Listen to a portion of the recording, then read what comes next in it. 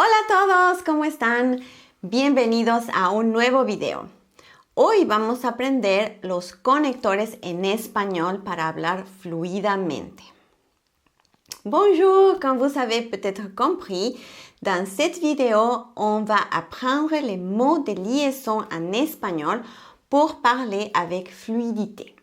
Une manière sûre d'avancer votre apprentissage est de connaître les mots de liaison pour que votre langage soit plus élaboré et fluide. Voici donc les mots de liaison les plus importants et les plus utilisés parce qu'en espagnol, il y a plein de mots de liaison. Comme d'habitude, on va vous donner aussi un document à télécharger avec la liste complète à étudier et mémoriser. Vous pourrez récupérer ces documents en cliquant sur les liens sous la vidéo. ¿Están listos? Comencemos.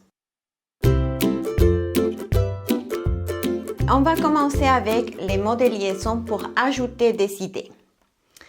Les deux plus utilisés et les plus fréquents sont además, que ça veut dire en plus, et también, ça veut dire aussi. Por ejemplo, ayer estuve muy ocupada. Fui a dar clases a la universidad y también corregí los trabajos de mis alumnos. Además, hice la compra en el supermercado. Hier, j'étais très occupée. Je suis allée enseigner à l'université.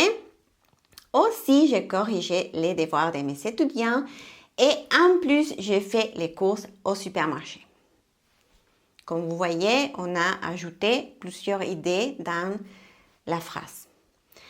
Maintenant, on va voir les connecteurs pour contraster, pour faire des idées qui sont opposées. Les plus fréquents, c'est pero, parfois vous les connaissez déjà. Pero signifie mais. Mais il y a des autres manières d'exprimer la même idée que pero. Par exemple, en cambio, d'autre part. Sin embargo, toutefois. No obstante, néanmoins ou cependant. Et plutôt à l'écrit, on a cette expression qu'on utilise, c'est por un lado, quelque chose, por otro lado, autre chose. D'un côté ou de l'autre côté. Et donc, pero, c'est le plus utilisé de ce type de connecteur, mais je vous donne des autres options plus soutenues. Por ejemplo, me gustaría ir al cine contigo, pero prometí ayudar a Laura. Sin embargo, estoy libre el fin de semana próximo. J'aimerais aller au cinéma avec toi, mais j'ai promis d'aider Laura. Toutefois, je suis libre le week-end prochain. Otro ejemplo, avec por un lado y por otro. Por un lado, debemos hacer la reunión de trabajo. Por otro lado, nuestras disponibilidades no son las mismas. D'une part, nous devons tenir la réunion de travail. D'autre part, nos disponibilités ne sont pas les mêmes. Maintenant, je vous présente les mots de liaison de cause et effet. La première, parfois vous la connaissez déjà, c'est porque, parce que. Attention qu'on a porque, pourquoi, non?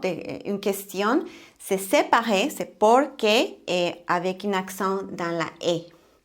Donc, c'est important de faire la distinction. Donc, quand on utilise porque dans une question, il y a un accent. Et pour la réponse, pas d'accent et tous ensemble. OK? On a des autres manières d'exprimer la même idée. Por eso, c'est pourquoi, ya que, puisque, dado que, étant donné que. Ok, ahora les doy unos ejemplos. Dado que se me arruinó el ordenador, no pude terminar el documento a tiempo. Mon ordinateur étant tombé en panne, je n'ai pas pu terminer le document à temps. Otro ejemplo. Ella estuvo de viaje la semana pasada, por eso no vino a la fiesta. Elle était absent la semaine dernière, c'est pourquoi elle n'est pas venue à la fête. Okay, donc, comme vous voyez, il exprime les raisons pour quelque chose s'est passé. Maintenant, on va voir les mots de liaison pour exprimer le temps, pour organiser les choses qui se passent ou pour une narration. Et la première, c'est antes que nada, avant tout, pour commencer. En primer lugar, ou en segundo, tercero, comme ça. En primer lugar, ça veut dire tout d'abord. Mais si vous pouvez donner une séquence devant, vous pouvez dire en segundo lugar, en tercer lugar, comme ça. Très sutil. Al principio, au début. A continuación, ensuite. Después de, después de que, ou... Non, je commence. Después de que, ou después que, ça veut dire après. Más tarde, plus tard. Entonces, ça veut dire puis, alors ou donc. Donc, vous pouvez l'utiliser fréquemment. Finalmente, finalement. Por ejemplo, antes que nada, perdónanos por llegar tarde.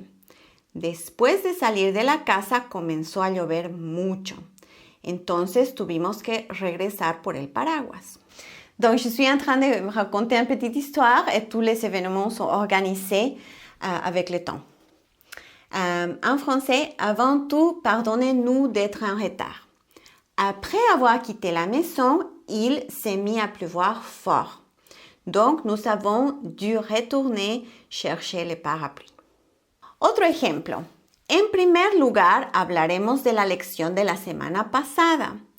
En segundo, les voy a explicar la gramática. Finalmente, les daré los deberes.